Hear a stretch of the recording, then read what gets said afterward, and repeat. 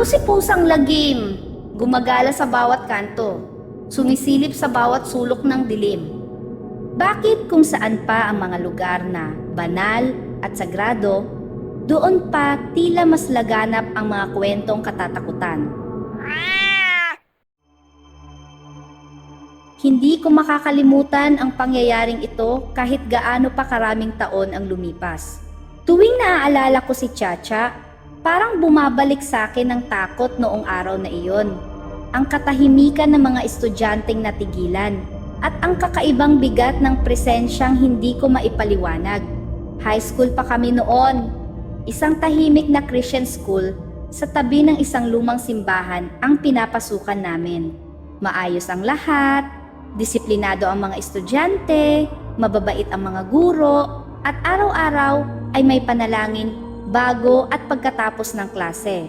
Doon ko nakilala si Chacha, isa sa mga matatalino naming kaklase at naging kaklose ko na rin.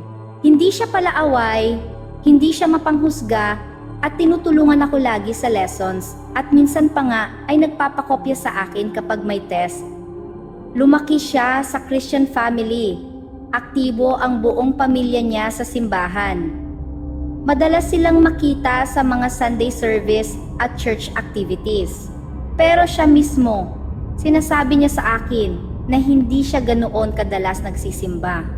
Hindi dahil sa hindi siya naniniwala, kundi dahil matatakutin siya. Ayaw niyang mapag-isa sa simbahan, lalo na sa mga tahimik na oras.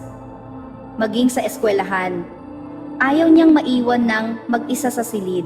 Palaging may kasabay kung mag-CR at kung minsan ay nakikiupo pa sa ibang section kapag tapos na ang klase namin at kailangan niyang maghintay ng sundo.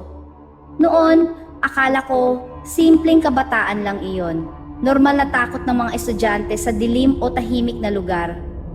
Hindi ko akalaing may mas malalim pa pala.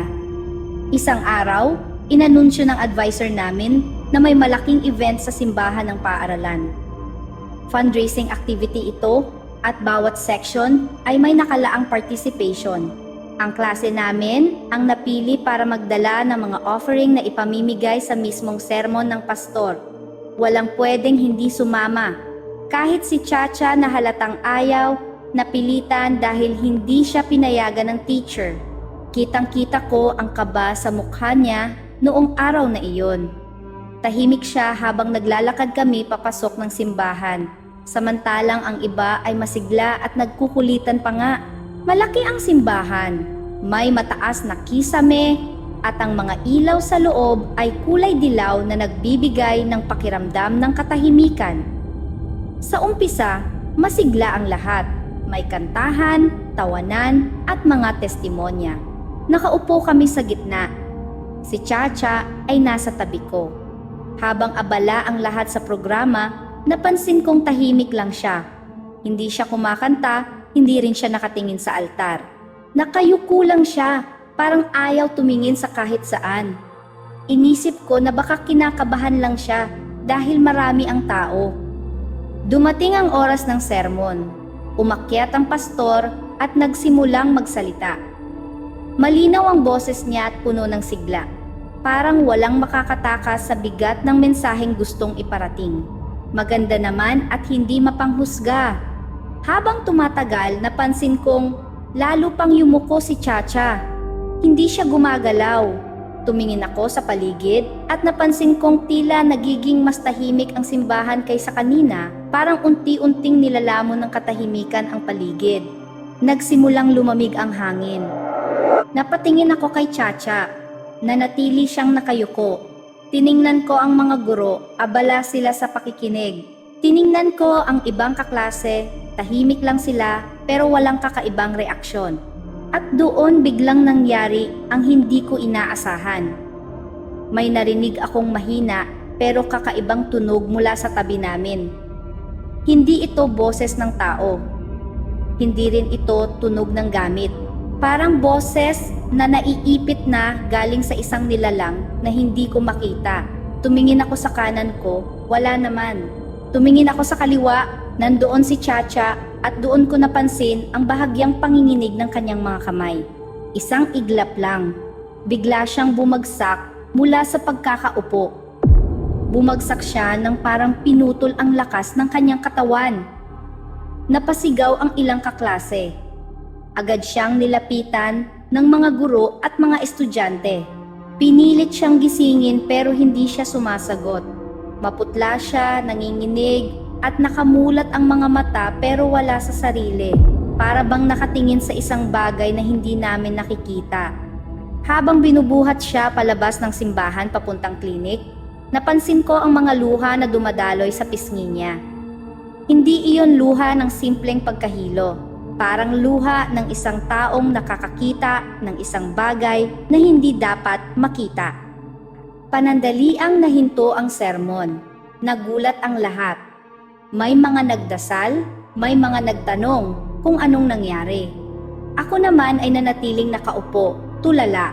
Parang may mabigat na presensya pa ring naiwan kahit wala na si Chacha. Ilang sandali pa ay ipinagpatuloy rin ng pastor ang sermon pero hindi ko na iyon naintindihan. Nakatingin lang ako sa upuang iniwan niya, malamig at tahimik. Kinabukasan, wala siya sa klase. Sabi ng teacher, nagpapahinga raw dahil baka pagod lang. Pero hindi ako kumbinsido, kilala ko siya. Hindi siya madaling mahimatay. At ang ekspresyon ng mukha niya bago siya mawalan ng malay ay hindi ko makakalimutan. May takot doon na hindi ko pa kailanman nakita sa kanya noon. Lumipas ang 2 pang araw, wala pa rin siya. Pinuntahan ko siya sa bahay nila. Pagbukas ng pinto ng mama niya, halata ang pagod at pag-aalala. Pinapasok niya ako at dinala sa kwarto ni Chacha.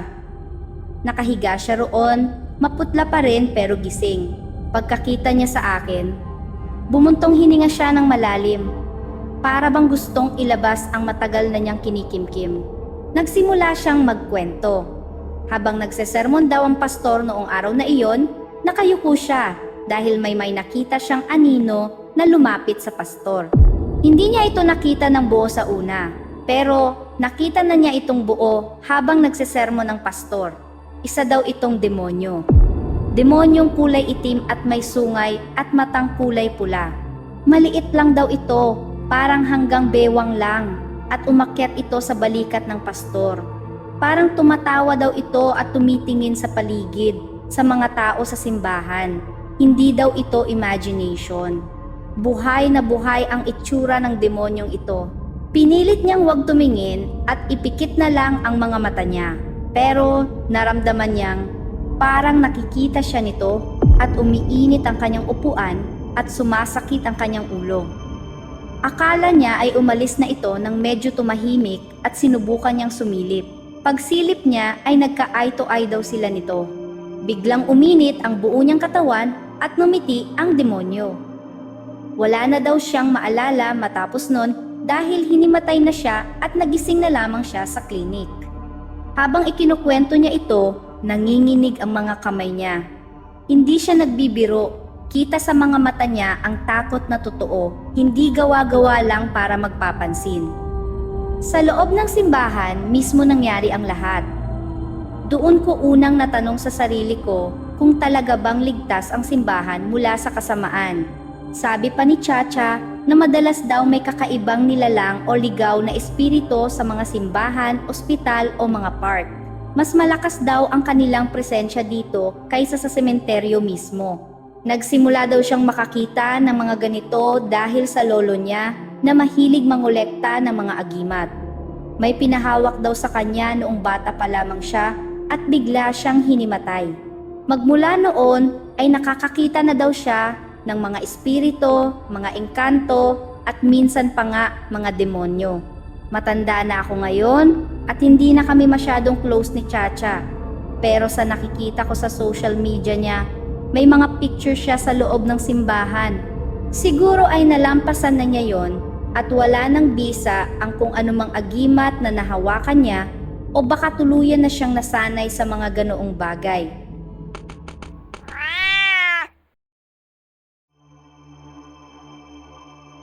Ako si Jasper. Medyo bago pa lang akong photographer at masasabi kong nangangapa pa sa industriya. Kinuha ako ng kaibigan kong si Marco sa maliit niyang business na nagko-cover ng mga events. Mga kasal, binyag, birthday, corporate gatherings at kung ano-ano pa. Dahil bago ako, halos lahat ng nararating naming lugar ay unang beses kong napupuntahan. Wala naman akong reklamo dahil nakikita ko ito bilang oportunidad para mas lumago ang karanasan ko. Ngunit may isang kasal na hanggang ngayon ay hindi ko malimutan. Isang kasal na nagbago sa pananaw ko, hindi lang sa photography, kundi pati na rin sa mga lugar na pinupuntahan namin. Luma na raw ito, sabi ni Marco, pero maganda. Sikat daw sa mga gustong magkaroon ng vintage o classic theme sa kasal. Maraming pumipili doon kahit hindi nila parokya. Para lang sa aesthetic. Ang simbahan ay nasa isang lumang bayan na may kakaibang katahimikan. Wala masyadong tao sa paligid, puro mga bahay na gawa sa lumang bato at kahoy. Pagdating namin sa simbahan, agad kong napansin ang itsura nito. May kalumaan na talaga. Ang pader ay kulay abo na. May mga bakas ng lumot at mga bitak sa gilid. Pero kahit ganon, maganda pa rin sa paningin. May bigat ng kasaysayan na parang ramdam mo agad paglapit mo pa lang. Pumasok kami sa loob at agad kong inihanda ang kamera kasama ang isa pang roving na videographer namin. Tahimik ang loob kahit may ilang tao na nag-aayos ng mga bulaklak at dekorasyon.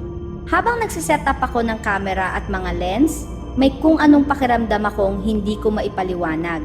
Nilingon ko ang paligid pero wala naman akong nakitang kakaiba. Nagsimula na ang seremonya. Gaya ng inaasahan, puno ang simbahan.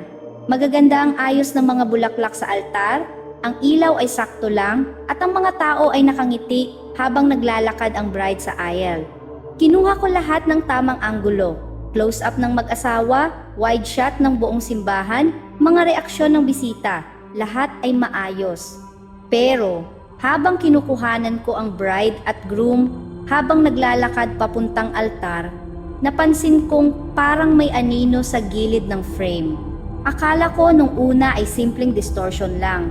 Pero nung sumilip ako sa viewfinder, parang may nakatayong lalaki sa likuran ng isa sa mga haligi. Nakabarong, payat, at tila nakatingin sa akin. Binaba ko ang kamera, pero pagtingin ko sa mismong lugar, wala namang tao. Pinilit kong isantabi iyon. Baka mali lang ang pagkakakita ko. Baka isa lang sa mga bisita na dumaan at lumabas ulit. Nagpatuloy ako sa pagkuha ng litrato hanggang matapos ang misa. Wala namang kakaibang nangyari. At gaya ng nakasanayan, pagkatapos ng simbahan ay diretso na kami sa reception hall. Ang reception ay ginanap sa isang resort sa labas lang ng bayan. Malawak at maliwanag ang lugar. Doon ay masaya na ulit ako sa pagkuha ng mga candid shots, mga tawanan, mga kainan, mga sayawan. Normal lang lahat. Hanggang matapos ang programa, nagpaalam kami ng maaga dahil malayo pa ang biyahe pa uwi. Kinabukasan, maaga akong nagising para ayusin at i-edit ang mga kuha ko. Sanay na ako sa mahabang oras sa harap ng computer, kaya't nagkape lang ako at sinimulan agad. Una kong binuksan ang folder na mga kuha sa simbahan. Maayos lahat sa unang tingin. Malinis, malinaw, sakto ang ilaw. Pero pagdating ko sa ikalawang set ng mga kuha, napansin kong may kakaiba sa isa.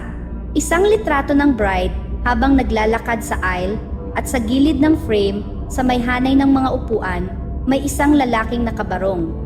Payat, medyo matangkad at nakaharap sa kamera. Pero nung tinignan ko ng mabuti, napaatras ako. Wala siyang ulo. Ang leeg ay tuwid lang na parang putol. Nanginginig ang kamay ko habang tinitingnan ko ang screen. Baka glitch lang, sabi ko sa isip ko. Binuksan ko ang ibang shots sa parehong moment. Andun pa rin siya, sa iba't ibang posisyon, minsan nasa gilid ng bride, minsan sa likod ng pari, minsan nasa dulo ng aisle. Laging pareho ang barong, pero laging wala ang ulo. Pinanlalamigan ako habang tinitignan ko ang mga litrato. Sinubukan kong hanapin siya sa mga kuha sa reception. Isa-isa kong binuksan ang mga larawan pero wala siya. Parang sa simbahan lang talaga siya nagpakita. Hindi ko alam kung bakit, pero pakiramdam ko ay hindi ito basta glitch. Parang totoo. Parang may presensya sa likod ng bawat kuha. Hindi ako mapakali buong araw. Naisip kong sabihin kay Marco, pero baka pagtawanan lang ako. Sa huli, sinabi ko rin sa kanya kinagabihan. Habang tinitingnan namin ang mga raw files, tahimik siya habang pinapanood ang mga larawan, tapos ngumiti lang at sinabing ayusin ko na lang daw. I-edit ko raw para mawala. Hindi ko alam kung dahil hindi siya naniniwala o ayaw niya lang bigyan ng pansin. Kaya ginawa ko na lang ang sinabi niya. Kinabukasan, sinimulan ko ang pag-edit. Maaga akong gumising at sinadya kong gawin ito habang maliwanag pa ang araw. Ayaw kong magtrabaho sa mga ganitong litrato kapag gabi na. Binuksan ko ulit ang mga kuha sa simbahan at sinimulang i-crop at i-retouch ang mga bahagi kung saan nakikita ang lalaking walang ulo. Pero habang ginagawa ko iyon, napansin kong parang may mga detalye sa paligid niya na nag-iiba. Ang mga ilaw ng kandila ay parang mas maliwanag kapag nandoon siya. Ang mga anino ng haligi ay nagbabago ng direksyon. Parang buhay ang litrato. Habang tumatagal, mas lalo akong kinikilabutan. Sa tuwing izo-zoom ko ang larawan para alisin siya, parang nakikita ko na rin ang mga ugat sa leeg niya, ang bahagyang pagyuko ng kanyang katawan, at minsan ay parang gumagalaw siya. Isang beses, bigla kong narinig ang pag-click ng camera na nasa gilid ng mesa ko kahit hindi ko naman ginagamit. Tumingin ako at nakita kong nakabukas ito. Dinaan ko na lang sa tawa na baka nasundan ako ng multo sa bahay. Pagkatapos ng ilang oras, natapos ko rin. Pero bago ko isara ang file, napansin kong may isang larawan na naiwan sa folder. Siguro kuha ito ng isang kasama namin. Nainis pa nga ako at may photo na nakalusot at hindi ko na-edit at nakulayan. Binuksan ko ito at halos mabitawan ko ang mouse. Litrato ko iyon sa simbahan, pero sa likod ko ay nakatayo ang lalaking nakabarong. Wala pa rin siyang ulo. Binura ko agad at inempty ang recycle bin at isinara ang laptop. Kumabog ang puso ko. Kinabukasan, dinala ko ang camera at mga lens ko sa simbahan sa may bayan namin. Sinabi ko sa pari na gusto kong pabendisyunan ang mga gamit ko. Hindi ko na idinetalye ang dahilan, pero nakita niya siguro sa mukha ko na matindi ang takot ko, kaya pumayag siya agad. Habang nagdadasal siya at binubuhusan ng holy water ang kamera, napansin kong parang gumagaan ang pakiramdam ko. Mula noon, naging mas maingat ako. Tuwing may event sa mga lumang simbahan, hindi ako agad nagpipicture hanggat hindi ako kumukuha ng ilang sandali para magdasal muna. Mga kalagim, kung may nakakatakot kang kwento, pwede mong isend sa pusanglagimofficial@gmail.com. Huwag kalimutang mag-like at subscribe. Salamat sa takot. Ako si Pusang Lagim. Hanggang sa muli.